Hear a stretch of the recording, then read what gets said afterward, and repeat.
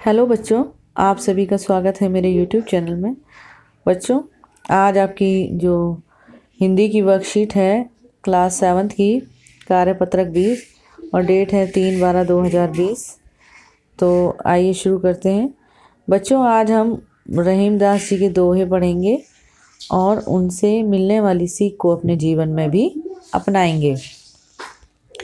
तो जो पहला है वो है, तरुवर फल नहीं खात है, सरवर पियत न पान, काए रहीम पर कार हित, संपत्ति संचय सुजान।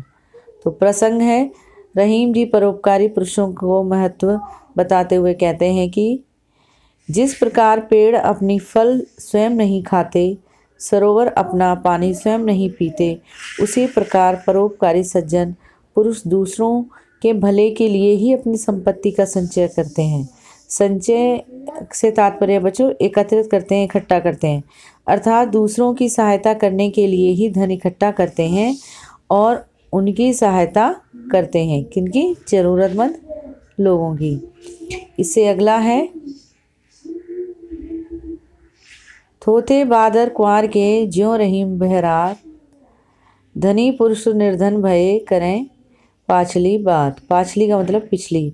तो प्रसंग है, रहीम जी घमंडी पुरुषों के बारे में बताते हुए कहते हैं कि जिस प्रकार कुंवर के महीने में, कुंवर का जो महीना होता है वो अंग्रेजी कैलेंडर के अनुसार बच्चों सितंबर और अक्टूबर में आता है, बादल सिर्फ गरजते हैं कभी बरसते नहीं, उसी प्रकार धनी पुरुष निर्धन हो जाते हैं तो वह अपनी संपत्ति के दिनों की सम्मान अर्थात इज्जत की बातें, घमंड की ही बातें करते हैं, अपनी वर्तमान स्थिति को सुधारने का प्रयास बिल्कुल नहीं करते। तो अब नीचे दिए गए जो प्रश्न हैं आपके वो हैं, पहला प्रश्न है, सज्जन पुरुष की क्या पहचान है? दूसरा है, धनी पुरुष निर्धन हो जाते हैं तो क्या करते हैं? तीसरा है, कुंवर के महीने में क्या होता है? प्रश्न 4 है, परोपकार का अर्थ दूसरों पर उपकार करना अर्थात दूसरों की सहायता करना। क्या आपने कभी किसी पर परोपकार किया है? विस्तार से लिखिए।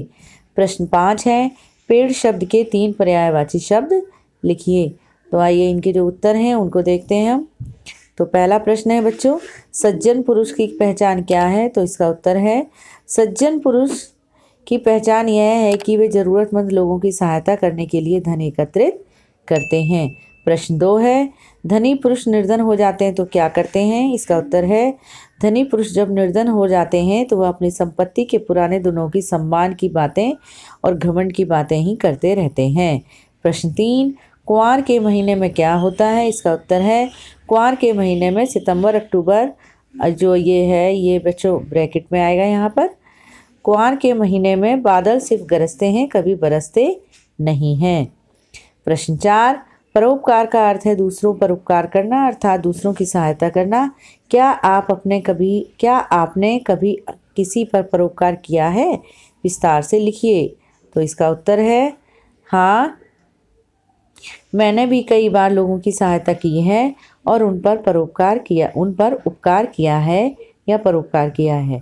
एक बार की बात है कि एक बूढ़े व्यक्ति को मैंने सड़क पार करवाई और उन्हें भोजन कराया, फिर मैंने उन्हें कुछ पैसे देकर रिक्शा में बैठाकर उनके घर तक पहुंचाया था।